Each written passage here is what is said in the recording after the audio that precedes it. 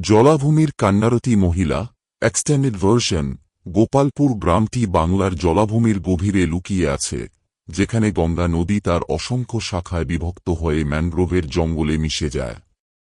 গ্রামের চারপাশে বটগাছের শিকড় ছড়িয়ে আছে, আর কুয়াশা এমনভাবে ঝুলে থাকে যেন কোনো অদৃশ্য আত্মার হাত সবকিছু জড়িয়ে ধরেছে। গোপালপুরের মানুষজন মাছ আর ভাতের উপর নির্ভর করে জীবন কাটায়, কিন্তু তাদের মধ্যে একটি অলিখিত নিয়ম প্রচলিত ছিল: সূর্য ডোবার পর কেউ জলাভূমিতে পা রাখবে না। কারণ কুয়াশার মধ্যে ঘুরে বেড়ায় এক কান্নারতী মহিলা, যার কান্না শুনলে রক্ত জমে যায়। তার নাম ছিল শ্যামলী। অনেক বছর আগে, যখন ইংরেজরা এখনও রেলপথ বানায়নি আর সুন্দরবন নামটি মানচিত্রে উঠেনি, শ্যামলী ছিল গোপালপুরের এক যুবতী মা। তার চোখ ছিল বর্ষার মাটির মতো গাঢ় বাদামি, আর গলার স্বর এমন মিষ্টি যে ঝড়ের মধ্যেও শান্তি আনতে পারত। তার দুটি সন্তান ছিল, 5 বছরের অর্জুন, যার হাসি গ্রামের কোণে কোণে ছড়িয়ে পড়ত, আর ছোট্ট লীলা, যে এখনও মায়ের কোলে শিশুকাল কাটাচ্ছিল। শ্যামলীর স্বামী কল্যাণ ছিল একজন মৎস্যজীবী, যে প্রতিদিন জলাভূমির বিপজ্জনক জলে নৌকা নিয়ে যেত আর ফিরে আসত ইলিশ মাছ আর নদীর গল্প নিয়ে। একদিন সন্ধ্যায়, যখন আকাশটা পাকা আমের মতো বেগুনি রং ধরেছিল, কল্যাণ আর ফিরল না। গ্রামের লোকজন ফিসফিস করে বলতে লাগল, একটা আচমকা ঝড় তার নৌকা গিলে খেয়েছে। শ্যামলী নদীর ধারে অপেক্ষা করতে লাগল, অর্জুনের হাত শক্ত করে ধরে, লীলাকে বুকে জড়িয়ে। ঝিরঝিরে বৃষ্টিতে তার শাড়ি ভিজে গেল, কিন্তু সে নড়ল না। ঘণ্টার পর ঘণ্টা কেটে গেল, কিন্তু কল্যাণের কোনো চিহ্ন মিলল না, শুধু দূর থেকে শেয়ালের ডাক ভেসে আসছিল। হতাশায় শ্যামলী একটা সিদ্ধান্ত নিল, যা তাকে চিরকালের জন্য ধ্বংসের পথে নিয়ে গেল। সে লীলাকে পিঠে কাপড় দিয়ে বাঁধল, অর্জুনের হাত ধরে একটা জরাজীর্ণ নৌকায় উঠে পড়ল।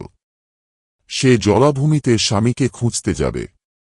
গ্রামবাসীরা তাকে বাধা দেওয়ার চেষ্টা করল। কুয়াশা উঠছে, তারা বলল, আজ রাতে আত্মারা অস্থির, কিন্তু শ্যামলীর শোক তাদের কথা ঢেকে দিল। সে একটা ম্লান লণ্ঠন হাতে নিয়ে নৌকা বাইতে শুরু করল, যতক্ষণ না কুয়াশার মধ্যে তার ছায়া হারিয়ে গেল। কয়েকদিন পর নৌকাটা তীরে ভেসে এল। তাতে শুধু একটা ছেঁড়া শাড়ি আর কল্যাণের হাতে তৈরি একটা কাঠের লাট্টু পাওয়া গেল। শ্যামলী আর তার সন্তানদের কোনো চিহ্ন ছিল না, জলাভূমির ক্ষুধার্ত গ্রাসে তারা হারিয়ে গিয়েছিল। গ্রামের মানুষ শোক করল, নদীর ধারে প্রদীপ জ্বালিয়ে তাদের আত্মার পথ দেখাতে চাইল, কিন্তু একে একে প্রদীপগুলো নিভে গেল, যেন কেউ অদৃশ্য হাতে সেগুলো ফুঁ দিয়ে বন্ধ করে দিয়েছে। তারপর থেকে কান্না শুরু হল। প্রথমে এটা ছিল হালকা শব্দ, বাতাসের সঙ্গে ভেসে আসা একটা মহিলার কণ্ঠ, অর্জুন, লীলা, কোথায় তোমরা? গ্রামবাসীরা ভাবল এটা তাদের মনের ভুল, বাতাসের খেলা। কিন্তু রাতের পর রাত কান্নাটা জোরালো হতে লাগল, এমন হৃদয়বিদারক যে শুনলে শির দাঁড়া দিয়ে শীতল স্রোত বয়ে যেত। মৎস্যজীবীরা বলতে লাগল, তারা কুয়াশার মধ্যে তাকে দেখেছে, একটা ছেঁড়া সাদা শাড়ি পরা মূর্তি, লম্বা চুল ভিজে রসালো শৈবালের মতো ঝুলছে, মুখটা ছায়ায় ঢাকা। সে জলের উপর দিয়ে ভেসে বেড়ায়, তার খালি পা কখনো মাটি ছোঁয় না, আর তার কান্না ম্যানগ্রোভের মধ্যে প্রতিধ্বনিত হয়। তাকে ডাকা হতো রক্তভূত, কারণ কেউ কেউ বলত, তার শাড়িতে রক্তের দাগ লেগে আছে, যেখানে সে তার সন্তানদের জড়িয়ে ধরেছিল জলের তলায় যাওয়ার আগে। কেউ বলত, সে মরেনি, বরং অভিশপ্ত হয়েছে, চিরকাল জলাভূমিতে ঘুরে বেড়াতে। যাই হোক না কেন, একটা কথা সত্যি, তার কান্না শুনলে দুর্ভাগ্য নেমে আসে। বছরের পর বছর কেটে গেল। গোপালপুরে বাচ্চাদের রাতে শুইয়ে দেওয়ার সময় বলা হতো, রাতে শীষ দিও না, নইলে সে ভাববে অর্জুন তাকে ডাকছে। লোরি গাইবে না, নইলে সে ভাববে এটা লীলার গান। কিন্তু গ্রামের এই ভয়ের ছায়া আরও গাঢ় হল যখন অদ্ভুত ঘটনাগুলো শুরু হল। মাঝে মধ্যে গ্রামের বাচ্চারা বলতে লাগল, তারা স্বপ্নে একটা মহিলাকে দেখে, যে তাদের নাম ধরে ডাকে। এক রাতে, গ্রামের প্রান্তে থাকা রাধা দাসীর ছোট্ট মেয়ে মালতী হঠাৎ ঘুমের মধ্যে উঠে বসল আর বলল, মা, একটা দিদি আমাকে ডাকছে। সে বলছে আমি তার লীলা। রাধা তাকে শান্ত করল, কিন্তু পরদিন সকালে মালতীর বিছানার পাশে একটা ভিজে পায়ের ছাপ পাওয়া গেল, ছোট্ট শিশুর মতো। গ্রামের বুড়ো পুরোহিত নীলকান্ত বলল, শ্যামলীর আত্মা শান্তি পায়নি। সে তার বাচ্চাদের খুঁজছে, আর আমাদের বাচ্চাদের ভুল করে তার নিজের মনে করছে। নীলকান্তের কথায় গ্রামে আতঙ্ক ছড়িয়ে পড়ল। তারা ঠিক করল একটা পুজোর আয়োজন করবে। জলাভূমির তীরে মা কালীর নামে হোম করে শ্যামলীর আত্মাকে শান্ত করার চেষ্টা করা হবে। পুজোর রাতে চাঁদ ছিল না। কুয়াশা এত ঘন যে হাতের আঙুলও দেখা যাচ্ছিল না। নীলকান্ত মন্ত্র পড়তে লাগল, আর গ্রামের পুরুষরা জলের ধারে দাঁড়িয়ে প্রদীপ জ্বালাল। কিন্তু হোমের ধোঁয়া উঠতেই বাতাসে একটা চিৎকার ভেসে এলো, আমার বাচ্চারা কোথায়? আগুনটা কাঁপতে লাগল, আর প্রদীপগুলো একে একে নিভে গেল। নীলকান্তের হাত থেকে মালা ছিটকে পড়ল, আর সে ফিস করে বলল, সে এখানে। গ্রামবাসীরা পিছিয়ে এলো যখন জলের মধ্যে থেকে শ্যামলী উঠে এলো। তার শাড়ি ভিজে লেপ্টে ছিল শরীরে, রক্তের দাগ আরও স্পষ্ট। তার চোখের গর্ত থেকে জল গড়াচ্ছিল, আর তার পিছনে দুটো ছোট্ট ছায়া নড়ছিল, অর্জুন আর লীলার মতো। তোমরা ওদের লুকিয়ে রেখেছ, সে গর্জন করল। ফিরিয়ে দাও। নীলকান্ত সাহস করে বলল, শ্যামলী, আমরা তোমার কেউ নই। তোমার বাচ্চারা জলের তলায়। তুমি শান্তি নাও। কিন্তু তার কথা শেষ হওয়ার আগেই শ্যামলী চিৎকার করে উঠল, আর কুয়াশা গ্রামের দিকে ছড়িয়ে পড়ল। সেই রাতে গ্রামের 3টে বাচ্চা, মালতী, শিবু আর দীপা, ঘুমের মধ্যে উঠে হাঁটতে শুরু করল। তাদের মা বাবারা চিৎকার করে তাদের ধরার চেষ্টা করল, কিন্তু বাচ্চারা জলাভূমির দিকে এগিয়ে গেল, যেন কেউ তাদের ডাকছে। ভোরের আগে তারা ফিরল না।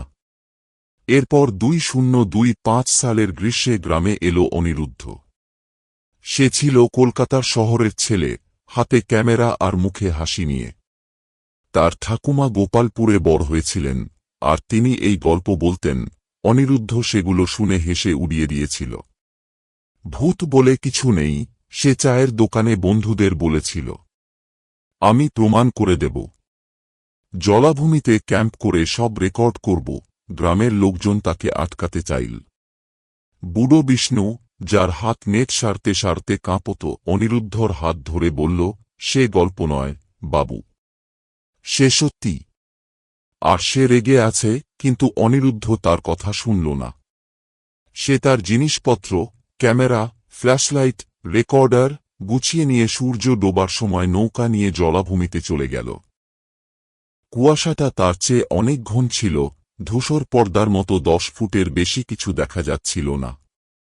সে একটা কাদামাটির দ্বীপে ক্যাম্প বানাল, যেখানে সুন্দরী গাছের শিকড়গুলো বাঁকা আঙুলের মতো ছড়িয়েছিল। বাতাস ভারী হয়ে উঠল, পোকার গুঞ্জন আর জলের উপর মাছের ছপছপ শব্দে ভরে গেল। অনিরুদ্ধ তার রেকর্ডার চালু করল, হেসে বলল, সুন্দরবনে প্রথম দিন। এখনো ভূত নেই, শুধু মশা। দেখি এই কান্নারতী মহিলা আসে কিনা। ঘণ্টা কেটে গেল। রাত ঠান্ডা হয়ে এল। তার তাঁবুর চারপাশে শব্দগুলো অদ্ভুত হয়ে উঠল। কখনো মনে হচ্ছিল কেউ পায়ের শব্দ ফেলছে, কখনো জলের মধ্যে হালকা হাসি। সে ফ্ল্যাশলাইট জ্বালাল, কিন্তু আলোটা কুয়াশায় ডুবে গেল। তারপর সে শুনল, অর্জুন, লীলা, কোথায় তোমরা? কান্নাটা কাছে এলো, এত কাছে যে মনে হচ্ছিল কেউ তার কানের পাশে দাঁড়িয়ে ফুঁপিয়ে উঠছে। অনিরুদ্ধ চিৎকার করে উঠল, কে আছে ওখানে? তার হাত কাঁপতে লাগল যখন সে ক্যামেরা তুলল। তখনই সে দেখল, কুয়াশার মধ্যে একটা ছায়া, সাদা শাড়ি পরা, ভিজে চুল ঝুলছে। সে কাছে এলো, আর আলোতে তার মুখ দেখা গেল, চোখের গর্ত থেকে জল গড়াচ্ছে, মুখটা বিকৃত। তুমি ওদের দেখেছ? সে বলল, তার গলা থেকে জলের গড়গড় শব্দ বেরোচ্ছে। কোথায় আমার অর্জুন? কোথায় লীলা? অনিরুদ্ধ পিছিয়ে গেল, পড়ে গেল, আর তখনই তার পাশে দুটো ছোট্ট ছায়া দেখা গেল। একটা ছেলে, একটা মেয়ে, তাদের হাত থেকে জল ঝরছিল, আর তারা হাসছিল। মা এসেছে, তারা ফিস ফিস করল। অনিরুদ্ধ আর থাকতে পারল না। সে রেকর্ডার তুলে নৌকায় ছুটল, কিন্তু পিছনে শ্যামলীর চিৎকার আর ছায়াদের হাসি তাকে তাড়া করল। ভোরে সে গ্রামে ফিরল, ভিজে, কাঁপতে কাঁপতে। তার রেকর্ডারে শুধু তার আর্তনাদ আর শেষে একটা ফিস ফিস, তুমি জানো না। কিন্তু আমি জানি। গ্রামবাসীরা টেপ শুনে চুপ করে গেল। অনিরুদ্ধ চলে গেল, কিন্তু তারপর থেকে গ্রামে আরও অদ্ভুত ঘটনা শুরু হল। কুয়াশার রাতে বাচ্চারা স্বপ্নে শ্যামলীকে দেখতে লাগল, আর তাদের বিছানার পাশে ভিজে পায়ের ছাপ পাওয়া যেত। নীলকান্ত বলল, সে শান্ত হবে না। যতক্ষণ না তার বাচ্চারা ফিরে আসে, সে আমাদের সবাইকে নিয়ে যাবে। গ্রামের মানুষ এখনো রাতে দরজা বন্ধ করে, কিন্তু কুয়াশার মধ্যে শ্যামলীর কান্না থামে না। আর কখনো কখনো, যখন বাতাস শান্ত থাকে, তুমি শুনতে পাবে সে তোমার নাম ধরে ডাকছে, কারণ তার কাছে প্রতিটি হারানো আত্মা তার হারিয়ে যাওয়া সন্তান।